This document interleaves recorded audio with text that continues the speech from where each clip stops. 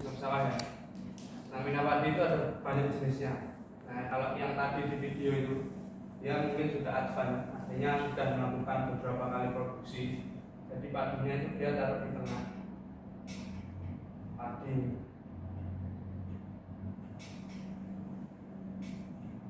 Di pinggirnya ini ikan.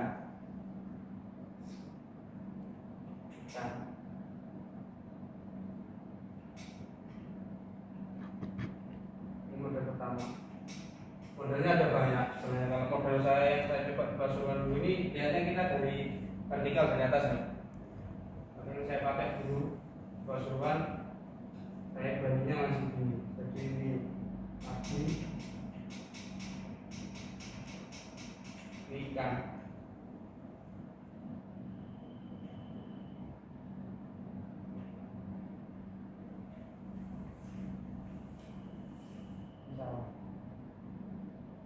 Ini kita saya lagi kita lihatnya dari atas, dari vertikal. Jadi lihatnya gitu. Nah, untuk bentuk lahannya kalau kita belah, ini anggap aja mina padinya di sini ya. Ini mina padinya yang kita belah, saya itu isinya seperti ini. Kalau yang punya saya, kalau yang punya ini mungkin juga sama. Jadi ini adalah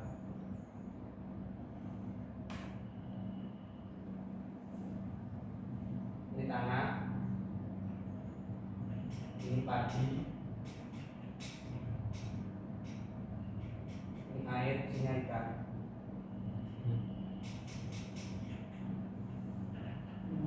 Kayak dipecah, misal ini anggap aja mina padinya, nah kalau disisir gini posisinya kayak gini. Jadi ini tanah, ini dibuatkan seperti galengan atau apa bahasa Maduranya apa?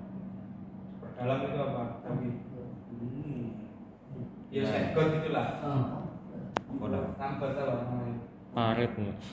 Parit buat parit. Ya parit bahasa Jawa. Penengan atau apa? Nah itu ikan isinya ini. Intinya seperti itu mina padi. Satu kali padi panen, ikan itu bisa 2 kali, tapi tergantung ikannya. Nah, kalau mina padi biasanya ikannya lele. Kalau pemainnya sudah berani jamin agak organik, dia biasanya masuk ke nila. Kalau lele kan cenderung lebih kuat kalau kena bahan kimia.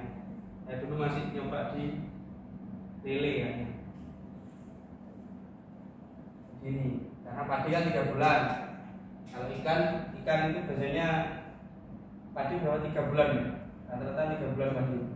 3 bulan ikan itu biasanya 45 hari bisa panen. Kalau tebar benihnya yang agak besar yang ukurannya segini. Nah, kalau mina padi ini pada intinya, kalau di punya saya punya saya. Ketika pagi ini saya tenggelamkan padinya. Ya enggak ditenggelamkan sih. Saya apa ya? Agak saya beri genangan 5 sampai 10 cm. Kalau ketika sore saya buka lagi. Jadi airnya tingginya cuma setinggi genangan ini aja. Ikannya masuk sini lagi. Atau kalau yang di video tadi saya kurang tahu. Karena apa? Kalau full saya genangi terus kan mesti busuk padinya. Nah, satu catatan untuk mina padi dari pengalaman saya, posisi lahan, saya tahu kalau sudah punya lahan sendiri ya. Ini saya dulu kebetulan lahan padinya kalau di Indonesia, di Jawa khususnya, kalau lahan pertanian itu kan barengan loh airnya, irigasinya kan barengan. Tidak tahu di Madura sama ya? Ada yang enggak ya? Saya dulu kebetulan lahan airnya irigasinya barengan. Jadi lahan sawahnya harus di hulu, harus posisi di atas. Jadi misal sumber air atau sungai, posisinya sawah yang mina padi ini harus di atas. Artinya kan kadang airnya ngalir misal dari utara ke selatan. Kita harus posisi paling utara, jangan yang paling selatan atau di tengah. Karena apa? Kalau kita posisi di tengah atau di selatan, atau yang paling hilir, nah kalau di atas kita ngasih bahan kimia, kita mesti kena. Soalnya kan mesti lalu ke bawah ke alirannya satu. Nangkep nggak? Berarti kalau untuk dari ini sistemnya itu menggunakan yang misalnya satu lahan dikhususkan satu lahan itu airnya Pak. Berarti nggak bisa kayak ada iriran air seperti dari lahan yang lain gitu. Nggak bisa. Oh. Kan airnya kan kalau airnya gantian, saya dulu airnya gantian. Kalau airnya bisa sendiri, ya terserah. Kalau airnya ikut jaringan, kalau petani kan biasanya satu gapotan, satu luasan berapa, itu airnya irigasinya satu dari sungai atau dari sumber. Nah itu sebisa mungkin ngambil lahan yang paling atas atau paling dekat dari sumber. Oh, paham Pak. Kalau di bawah, kan kalau di logika kan kalau atas ngasih kimia, kita kan nggak tahu, kadang kan nanamnya nggak bareng loh. Petani itu bener 1 bulan nanam bareng, tapi kan usia tanaman nggak mesti sama. Nah usia tanaman nggak sama, jenis pestisida atau komposisi yang digunakan, komposisi pupuk yang digunakan kan mesti nggak sama. Jadi mau nggak mau ambil yang di atas. Pertama itu. Yang kedua terkait hama. Nah ini juga serba salah kalau hama ini. Saya dulu kebetulan saya pakai ultrasonik.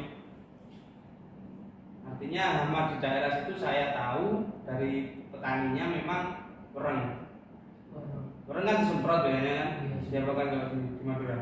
Tidak sama Pak. Semprot kan. Nah kalau disemprot resikonya ke ikannya mati. Nah akhirnya saya pakai ultrasonik, saya matikan di siklus hidupnya kurang itu. Saya kasih sound, kan kita punya batas ambang frekuensi suara yang bisa kita dengar. Berapa itu saya lupa itu. 20 sampai 20 ribu. Berapa? 20 sampai 20 ribu. 20 sampai 20 ribu. Nah, saya main di angka di atasnya 20 ribu. Jadi ketika masa bertelur kurang itu siklus hidup ketika bertelur, otomatis ketika dikasih frekuensi tinggi dia mati. Kan mesti bertelur dan tumbuh kembang biak di lahan itu loh. Otomatis itu saya mengatasinya gitu kan, saya kasih pestisida untuk mensiasati hama yang ada di lahan. Kalau saya semprot ya sama aja, tetap dikasih pupuk, ya ada kimia tetap ada, tapi nggak terlalu banyak. Artinya nggak terlalu banyak itu ya masih. Pokoknya parameternya di ikan lelenya itu, saya lupa komposisinya. Pokoknya kalau ikan lelenya ada yang mulai mati berarti kimianya terlalu banyak. Itu kalau pengalaman saya di Mina Padi.